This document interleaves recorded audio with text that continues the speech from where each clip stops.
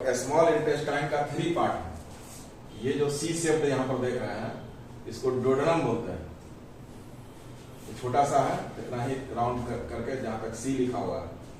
उसके बाद जेजुनम है, उसके बाद इलियम है। इलियम जो है सबसे लंबा पार्ट है, largest part of small intestine. तो एलिमेंट्री कैनाल हम लोग देखे थे। एलिमेंट्री कैनाल में माउथ कैविटी से स्टार्ट किए थे, एनस तक चले गए थे, जिसको डाइजेस्टिव ट्यूब हम लोग बोले थे। इसी ट्यूब का डायमीटर कहीं कम है, कहीं ज्यादा है, नामकरण अलग अलग है, सभी मिलकर एलिमेंट्री कैनाल बनाते हैं।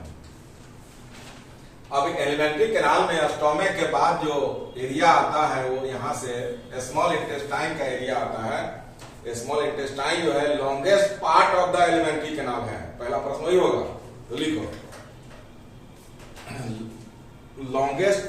The longest part of alimentary canal is small intestine. आहार नली का सबसे लंबा भाग छोटी आंत है। आहार नली का सबसे लंबा भाग छोटी आंत है। अब फिर एक लाइन लिखो, the longest part of small intestine, the longest part of small intestine is ilium.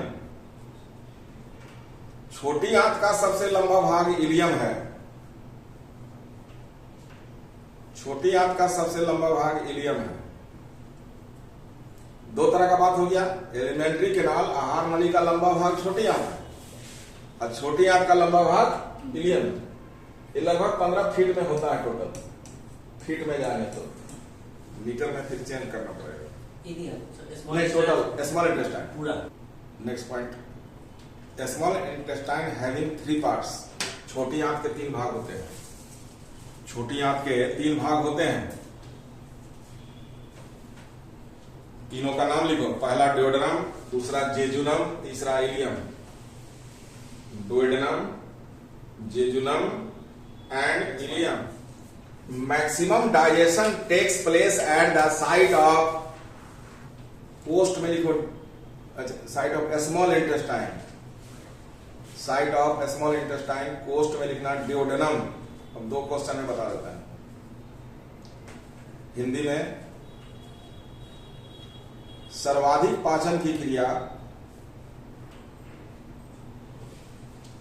सर्वाधिक पाचन की क्रिया छोटी आंत, कोस्ट में डुओडेनम में होती है। छोटी आंत कोस्ट में डुओडेनम में होती है। Maximum digestion takes place at the site of small intestine, कोस्ट में डुओडेनम। 2 आंसर होगा। आदि कहेगा कि मैक्सिमम डाइजेशन एलिमेंट्री कैनाल में कहां होता है। हम माउथ कैविटी पढ़े, स्टमक पढ़े, तो आंसर होगा स्मॉल इंटेस्टाइन। क्यों? तो स्मॉल इंटेस्टाइन में मैक्सिमम एंजाइम निकलेगा। और ये 5वां राउंड का पाचन है, याद करो। पहला माउथ कैविटी में सैलिवरी ग्लैंड के द्वारा टाइलिन नामक एंजाइम निकला था, जो स्टार्च को तोड़कर माल्टोज में बदल दिया था। Round number 1। Second round stomach में हुआ था, जिसमें पेप्सिन रेनिन नामक एंजाइम निकला था, प्रोटीन का पाचन किया था। तीसरा राउंड लीवर के द्वारा इमल्सिफिकेशन ऑफ फैट हुआ था। चौथा पैंक्रियाज के द्वारा TAL 3 तरह का एंजाइम निकला था। और 5वां राउंड स्मॉल इंटेस्टाइन में जा रहा है और ये लास्ट राउंड है। इसके बाद पाचन नहीं होगा। जो पच गया वो इसी वाल से एब्जॉर्ब हो जाएगा और जो नहीं पचा वो लार्ज इंटेस्टाइन में चला जाएगा, शरीर से बाहर जाएगा। ये जो जेजुनम और इलियम है, उसके वाल में फिंगर लाइक प्रोजेक्शन होता है। देखो ऐसे करके अंदर का वाल है, सीधा नहीं रहेगा, ऐसे रहेगा। इसी को विलाई कहते हैं। ये सब जितना देख रहे हो, तो लाइन को बढ़ा के inside the wall of, inside the wall of a small intestine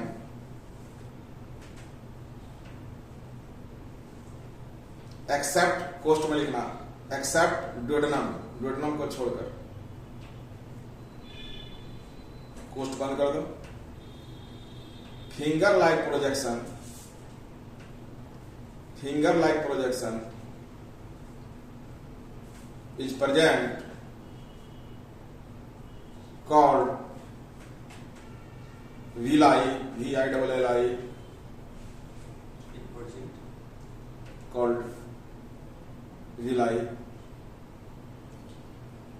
Absorption of food takes place by villi. छोटी आंत के दीवार में उंगली की तरह संरचना पाई जाती है, उंगली की तरह संरचना पाई जाती है कोस्ट में ड्यूडेनम को छोड़ के, उंगली की तरह संरचना पाई जाती है कोस्ट में ड्यूडेनम को छोड़ के, जिसे विलाई कहते हैं। इसके द्वारा पचे हुए भोजन का अवशोषण होता है। मतलब ड्यूडेनम में डाइजेशन नहीं होता है? नहीं हो रहा है डाइजेशन। लीवर से जूस निकल रहा, बाइल जूस यहाँ आ रहा है। अच्छा। और पैंक्रियाटिक जूस यहाँ आ रहा है, मतलब इसका अपना जूस नहीं है। एक तरफ पैंक्रियास सीक्रेट कर रहा है, एक तरफ लीवर, वहां पर मिक्स हो रहा है, यहाँ पे नहीं होता, उसके वाल से नहीं निकल रहा है। ठीक है, ड्यूडेनम के वाल से एंजाइम नहीं निकल रहा है। अब एंजाइम निकलेगा कहाँ? इस जगह पर निकलेगा, इसके वाल से, यहां पर। फिर लाइन को चेंज करो। In the wall of intestine, कोस्ट में 2 और 3 कर दो। हिंदी में छोटी आंत के दीवार में कोस्ट में 2 3 का माने जेजुनम और इलियम, ड्यूडेनम का बात नहीं करना, समझ रहा है बात ना? In the wall of intestine digestive glands are present. छोटी आंत के दीवार में पाचन ग्रंथि उपस्थित होती है, प्रेजेंट, कॉल्ड इंटेस्टाइनल ग्लैंड, अंग्रेजी में लिख लो, जिसे इंटेस्टाइनल ग्लैंड कहते हैं। Intestinal glands are present in the wall of jejunum and ileum of small intestine. ये हो गया पूरा इंटेस्टाइनल ग्लैंड। अब ग्लैंड का मतलब कुछ सीक्रेट करेगा, एंजाइम निकालेगा। फिर लाइन को चेंज करो, क्या छूट रहा है? बोल जल्दी। Next point, intestinal gland secrets, intestinal gland secrets intestinal juice. Intestinal gland के द्वारा इंटेस्टाइनल जूस निकलता है। एक सेकेंड, इंटेस्टाइनल जूस, और एक अच्छा टर्म है इसका, सकस इंटेरिकस। इंटेस्टाइनल जूस या सकस इंटेरिकस निकलता है। उस टर्म को अंडरलाइन करो, क्वेश्चन पूछा हुआ है सकस इंटेरिकस क्या है, अधूरा लगेगा term. It is intestinal juice secreted by intestinal gland of small intestine. समझ गया? The other name of intestinal juice is succus entericus. succus entericus एक जूस है, कहां से निकल रहा है? इंटेस्टाइनल ग्लैंड से। इसमें कुछ एंजाइम रहेगा जो डाइजेशन करेगा। तो इसका अमाउंट जो है लगभग 2 लीटर है, 1.5 से 2 लीटर। अमाउंट, मात्रा 2 लीटर के लगभग में, नीचे भी जा सकते हो थोड़ा, पर डे। और इसका पीएच मान 8.5 से 9.5 लेगा। Amount and pH. अब फिर लाइन को बढ़ाओ, देखो, सकस इंटेरिकस कंटेन्स फॉलोइंग एंजाइम्स। सकस इंटेरिकस कंटेन्स फॉलोइंग एंजाइम्स। अब छोटी आंत में जो पाचन हो रहा है उसका एंजाइम का नाम इरेप्सिन।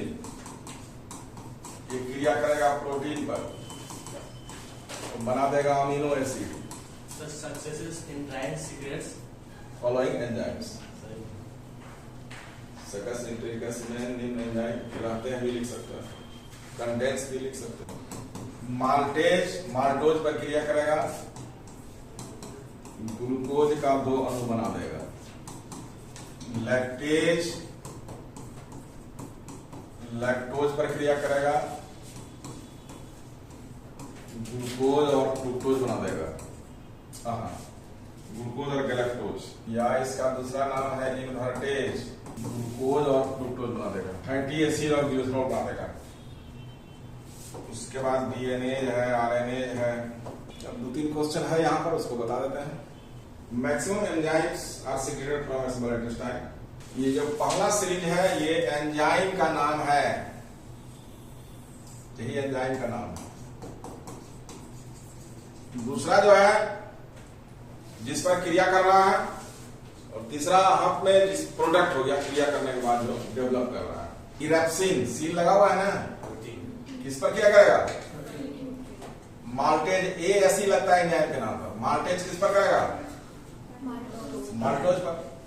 माल्ट शुगर बोलते हैं इसको, मोटे अनाज में पाया जाता है, और ग्लूकोज का 2 अणु में बना देगा।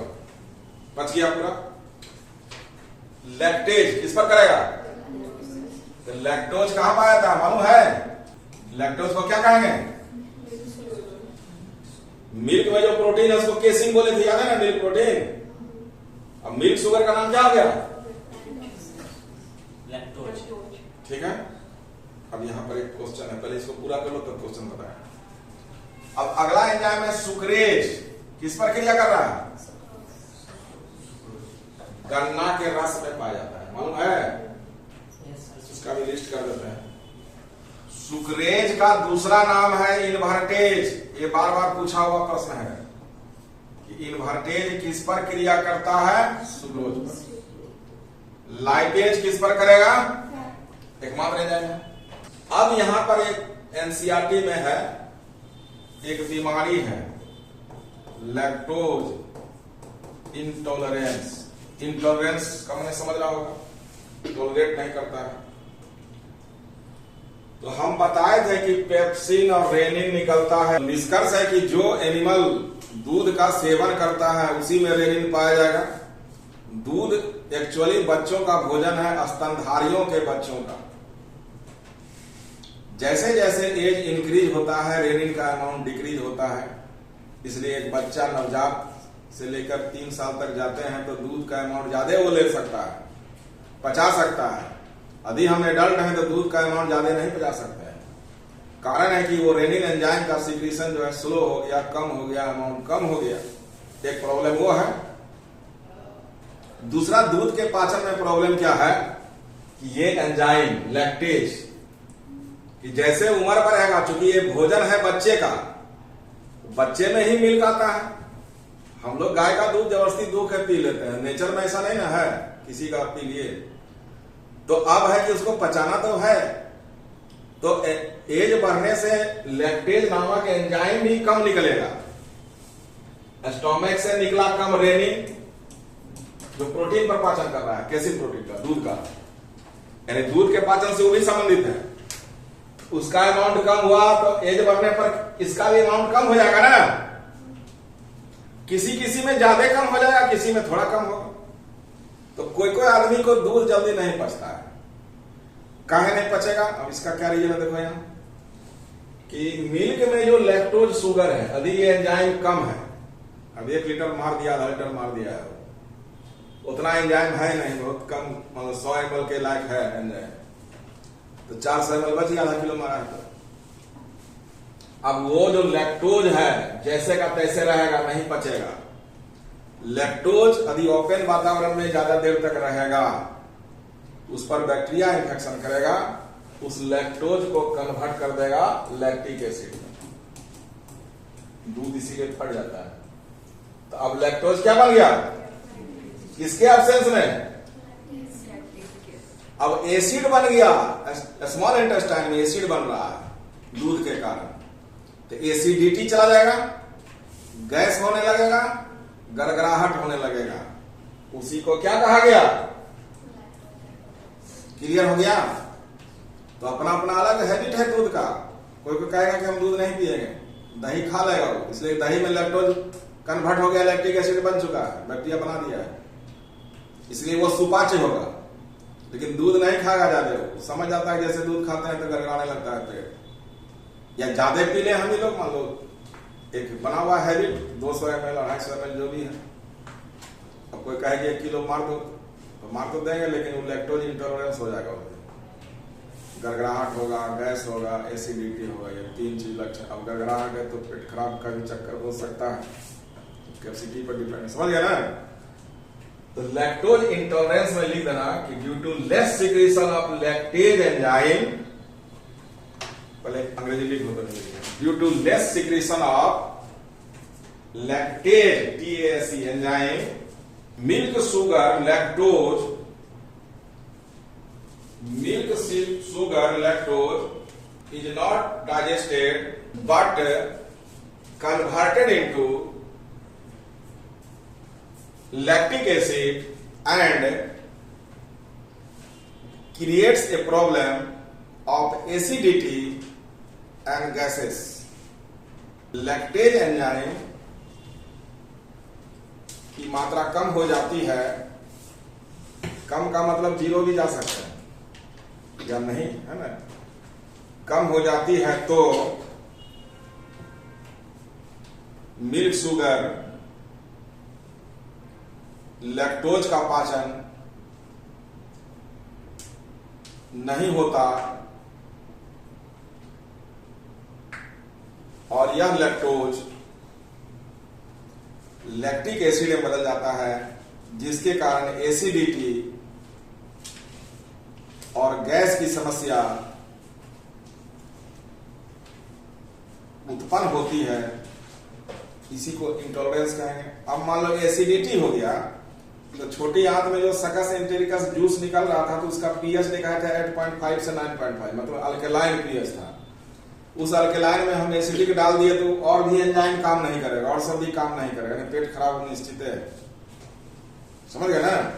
ये सब भी ज्यादा काम नहीं करेगा एंजाइम, इसलिए इसको चाहिए अल्कलाइन मीडिया, लेकिन हम एसिड दे रहे हैं उसको, एसिड बन रहा है वहां, समझ गए। यहां तक को बात क्लियर हो गया।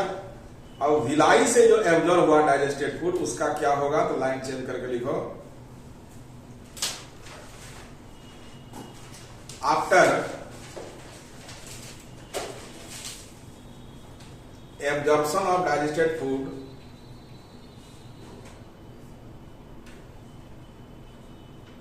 Through villi, VILLI,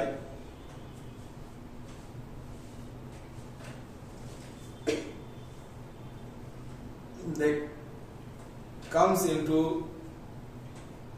blood vessel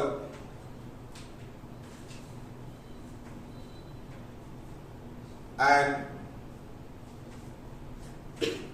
go to the liver. Liver check the composition of blood and store the extra food molecule like glucose, vitamin, fat, etc. लगा दो, हिंदी में लिखो। विलाई के द्वारा बचे हुए भोजन का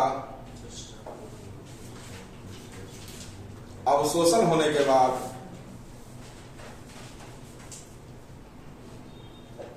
रक्त नलिका होते हुए सर्वप्रथम लीवर, यकृत हिंदी में, सर्वप्रथम यकृत लीवर में पहुंचता है, जहां लीवर अतिरिक्त भोज्य पदार्थ को संग्रहित कर लेता है, जिसमें ग्लूकोज, विटामिन, फैट आदि हैं। समझो बात को, समझ के क्लियर हो जाएगा कि ये जो विलाई हम दिखाए थे, इसके पीछे ब्लड वेसल में, रक्त नलिका हिंदी में बोलेंगे, लगा हुआ है, ब्लड का पाइप लगा हुआ है, ऐसे अपना भाषा में पाइप लगा हुआ है। अब इससे फूड मॉलिक्यूल माने ग्लूकोज, अमीनो एसिड, ये सब घुसा अंदर, घुस के इस पाइप में पहुंच गया, पाइप में ब्लड फ्लो कर रहा है, तो ये सारा पाइप फिर एक जगह जमा होगा मेन पाइप में। अब ये मेन पाइप चारों तरफ से एक विशेष ऑर्गन में जाएगा, लीवर, ठीक है। खाना खाने के बाद जो पचने के बाद जो एब्जॉर्ब हुआ ब्लड के द्वारा किस ऑर्गन में गया? लीवर में। वहां से भी क्वेश्चन है कि पचा हुआ भोजन सर्वप्रथम किस अंग में प्रवेश करता है? तो क्या आंसर होगा? अब खाना खूब खा लिया हम तरह तरह का आइटम, अब लीवर क्या करेगा कि ब्लड को जिसमें फूड मॉलिक्यूल है हार्ट में भेजेगा, और हार्ट क्या करेगा कि पूरे बॉडी में भेज देगा। लेकिन लीवर एक काम और करेगा कि फूड मॉलिक्यूल जो आया उसके पास वो कंपोजिशन चेक करेगा भेजने के पहले ब्लड, कौन चीज ज्यादा है कौन चीज कम है। मान लो ग्लूकोज कम है तो ग्लूकोज वो डाल देगा। लीवर मान लो यहां से आया, उधर से पाइप आ रहा है, यहाँ लीवर है, एक पाइप जाएगा हार्ट में, यहां सब आ गया भोजन पच के, तो वो चेक करेगा कि भेजना किसको है। एक्स्ट्रा विटामिन है तो रख लेगा, एक्स्ट्रा फैट है तो रख लेगा, एक्स्ट्रा ग्लूकोज है तो रख लेगा। समझ गया बात? तो लीवर जो है फैट विटामिन ग्लूकोज का स्टोर करता है, लिखा दिया है काम में। अब वो जो ब्लड भेजेगा हार्ट को ताकि बॉडी में चला जाए, नॉर्मल रेंज का ब्लड भेजेगा, ग्लूकोज लेवल मेंटेन कर देगा, ज्यादा ग्लूकोज रोक देगा उसको, विटामिन का भी ज्यादा रोक देगा, फैट को ज्यादा रोक देगा। अब एक पाइप से वो हार्ट को ब्लड भेज देगा, उसमें सारा पोषक तत्व आ गया भोजन से, वो चला गया लीवर में, लीवर से हार्ट में, हार्ट जो है पूरे शरीर को वितरित कर दिया, हर सेल तक चला जाएगा। यानी लीवर एक ऐसा ऑर्गन है जो मिडिल में रहता है और पचा हुआ भोजन को पूरे शरीर में वितरित करने में मदद करता है। कि मान लो हम खाना खूब बढ़िया बढ़िया खा रहे हैं, पौष्टिक आहार पचा भी रहे हैं, लीवर मान लो हमारा डैमेज हो रहा है, फेल्योर हो रहा है, तो सप्लाई लाइन बंद कर देगा। तो खाना तो खा रहे हैं, पचा भी रहे हैं, लेकिन शरीर में नहीं लग रहा है। कारण क्या बन गया? इसलिए ये काफी प्रमुख ऑर्गन है लीवर। बात समझ गए ना? सप्लाई लाइन को ये जारी रखता है। खा के पचा के ऑब्जर्व कर लिए तो उससे काम नहीं चलेगा, पूरे बॉडी में जाना पड़ेगा। इसलिए लीवर का जो भी बीमारी होगा तो उसमें शरीर में नहीं लगेगा, खाना भोजन पानी हम ले रहे हैं। तो इस तरह से छोटी आंत तक पाचन का क्रिया होता है, और जो नहीं पचा तो धकेल दिया जाएगा आगे। आगे जो है लार्ज इंटेस्टाइन है, उसमें एक ही चीज एब्जॉर्ब होगा, एक्स्ट्रा वाटर एक्स्ट्रा रहेगा। तो अब लार्ज इंटेस्टाइन का भी 3 भाग है, अब उसको अगले क्लास में करेंगे, खाली लिख के छोड़ दो लार्ज इंटेस्टाइन।